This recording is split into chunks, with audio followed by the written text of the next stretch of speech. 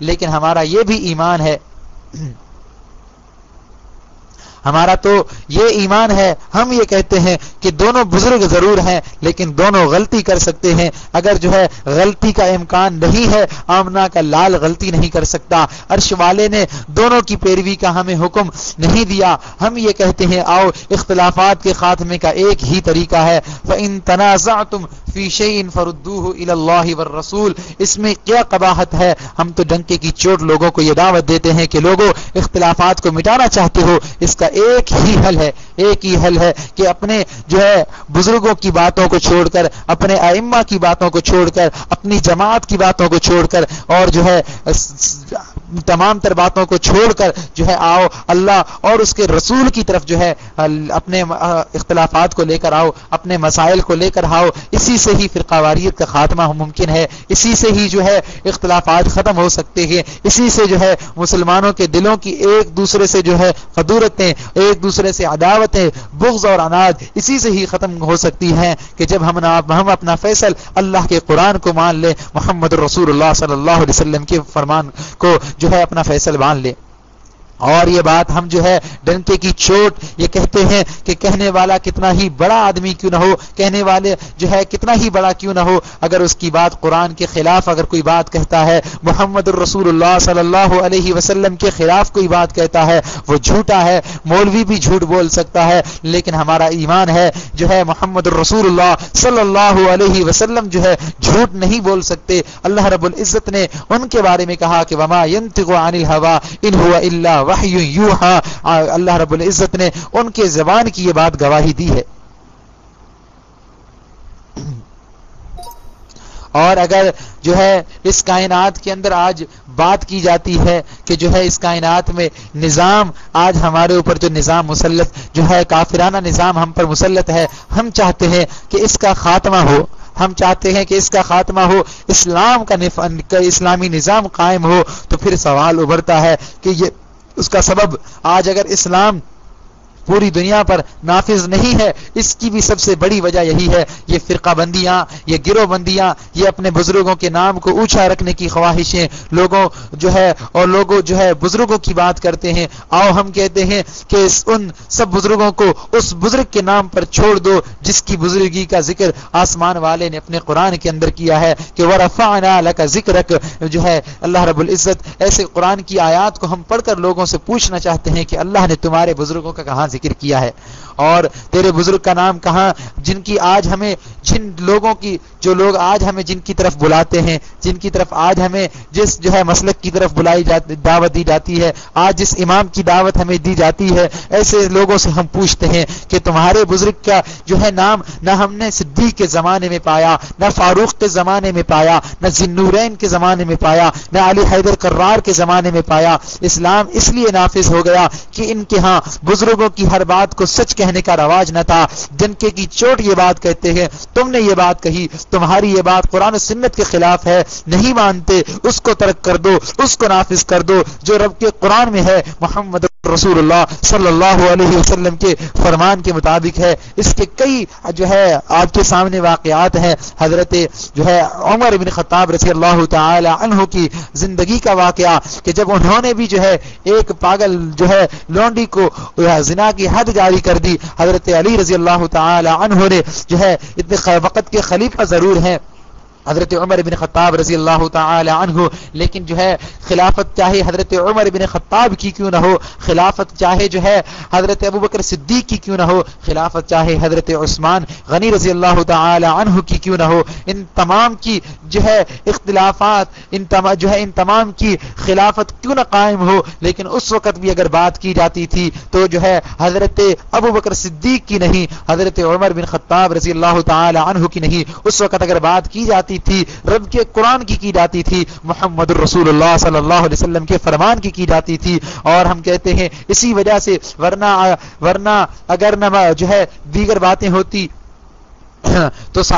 یہ جن بزرگوں کی طرف ہمیں یہ بلاتے ہیں کہ جو ہے ہمارے کوفے کا امام جو ہے وہ بڑا بزرگ ہے، بڑا فقیہ ہے، اور ہمارے جو ہے فلاں انڈیا کے شہر کا امام جو ہے وہ بڑا، اس کی بڑے کرامات ہیں، اور ہمارے پاکستان کا رہنے والا فلاں عالم اس نے بڑا ہی دین کا کام کیا، اس نے بڑی ہی فرقہ واریاں جو ہے ختم کرنے کی اپنی کوششیں کی۔ اور اگر ہم کہتے ہیں تمہارے بزرگ ایک طرف ہیں، صحابہ تو سارے کے سارے ہی بزرگ تھے، تم جو ہے تمہارے بزرگوں کی بزرگی کا تو پتہ نہیں ہمیں، لیکن ہمیں جو ہے صحابہ کی بزرگی کا ذکر اللہ رب العزت قرآن مجید کے اندر ذکر کرتا ہے کہ والسابقون الاولون من المہاجرین والانصار والذین اتبعوہم باحسان رضی اللہ عنہم ورضوا عنہ، کہ اللہ رب العزت فرماتا ہے کہ ان کا عالم کیا تھا، کبھی یہ نہ کہتے کہ فلاں بزرگ نے یہ کہا ہے، کبھی انہوں نے یہ نہیں کہا کہ جو ہے فلاں صحابی کی یہ بات ہے، فلاں ابوبکر صدیق نے کا جو ہے قول یہ ہے، ان کی بات یہ ہے، بلکہ ان کے نزدیک ایک ہی بات تھی کہ سرور کائنات صلی اللہ علیہ وسلم کا اگر فرمان آ جاتا، نبی علیہ الصلوۃ والسلام کی بات آ جاتی، وہ جو ہے چاہے بات جو ہے حضرت عمر بن خطاب رضی اللہ تعالی عنہ کی کیوں نہ ہو، وہ جو ہے حضرت عمر بن خطاب رضی اللہ تعالی عنہ کی جو ہے بات کو جو ہے بالا پشت ڈال دیتے تھے، اور نبی علیہ الصلوۃ والسلام کی بات کو اپنانے کے لیے یکساں ہو جاتے تھے، اور اپنے جو ہے سر تسلیم خم ہو جایا کرتے تھے۔ ہم کہتے ہیں کہ یارو خوشی اسی میں ہے کہ جب بات اللہ کے قرآن کی آ جائے، محمد رسول اللہ صلی اللہ علیہ وسلم کے فرمان کی آ جائے، تب ہی جا کر اپنے جو ہے اختلافات کا خاتمہ ممکن ہے، تبھی جو ہے ایک دوسرے سے قدورتیں، بغضیں اور عداوتیں ختم کی جا سکتی ہیں۔ اور اگر کوئی اٹھے اور یہ بات کہے کہ جو ہے میں اختلافات کا خاتمہ کچھ اس انداز سے چاہتا ہوں، یا ہماری کوئی بہن اٹھ کر یہ بات کہے کہ میں اختلافات کا جو ہے خاتمہ چاہتی ہوں، لیکن میرے اس کے اندر جو ہے انداز یہ ہوگا کہ میں جو ہے اس وقت سیرت پر جو ہے اگر بیان کروں گا، فلاں جو ہے پاکستان کے فلاں عالم کی کروں گا، انڈیا کے فلاں عالم کی کروں گا، مصر اور عراق کے فلاں عالم کی کروں گا، تو میں کہتا ہوں قیامت کی دیواریں تو قائم ہو سکتی ہیں، لیکن اختلافات کا خاتمہ ناممکن ہے۔ اگر اختلافات کا خاتمہ کرنا ہے، اس کے لیے ایک ہی بات ہے، اس کے لیے ایک ہی طریقہ کار ہے کہ اللہ کے قرآن کو، نبی علیہ الصلوۃ والسلام کے فرمان کو جو ہے فیصل مانا جائے، اور اگر ہر آدمی اپنے بڑوں کی باتوں کو لے کر پڑے، کعبے کے رب کی قسم ہے کسی ایک مسئلے کو بھی کبھی بھی نافذ نہیں کیا جا سکتا، کسی ایک مسئلے کو بھی کبھی بھی جو ہے نافذ نہیں کیا جا سکتا۔ اگر کسی مسئلے کو نافذ کرنا ہے، کسی بات لوگوں سے اگر کوئی بات منوانی ہے، اس کے لیے ایک ہی لاہ عمل ہے، اس کا ایک ہی طریقہ کار ہے کہ جو ہے اس مسئلے کو سمجھانے کے لیے محمد رسول اللہ صلی اللہ علیہ وسلم کی لائی ہوئی شریعت کی طرف اس کو لوٹانا ہوگا، نبی علیہ الصلوۃ والسلام کے فرامین کی طرف اس کو لوٹانا ہوگا۔ اور اگر ہمارے ہاں اور ہم بھی لوگوں کو کہتے ہیں اختلافات کے خاتمے کے لیے، فرقہ واریت کے خاتمے کے لیے کبھی بھی جو ہے کسی خاندان کا مسئلہ نہ بنایا جائے، کسی خاندان والے کی طرف جو ہے لوگوں کو نہ بلایا جائے، بلکہ جو ہے اگر کہیں پر بھی اگر اختلافات کا خاتمہ چاہنا ہے تو اس کے لیے کسی بزرگ کی بزرگی نہ بیان کی جائے، اس کے لیے کسی شہر کی طرف لوگوں کو دعوت نہ دی جائے، ایک ہی جو ہے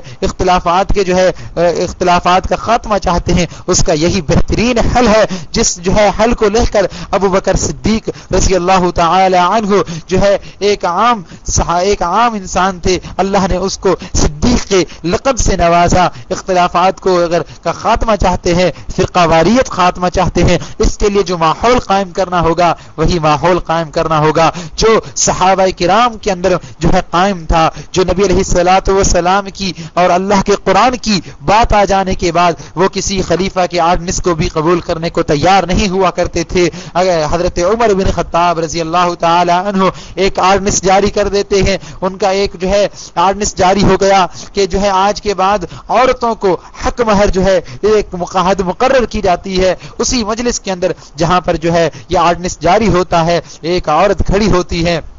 اور وہ کہتی ہے کہ عمر بن خطاب رضی اللہ تعالی عنہ اس بات کو یاد کر لو، جو جس چیز کو جس کا حد جو ہے اللہ نے مقرر نہیں کیا ہے اس کو تم اس کا حد کیسے مقرر کرتے ہو؟ تو دیکھیں بات کہنے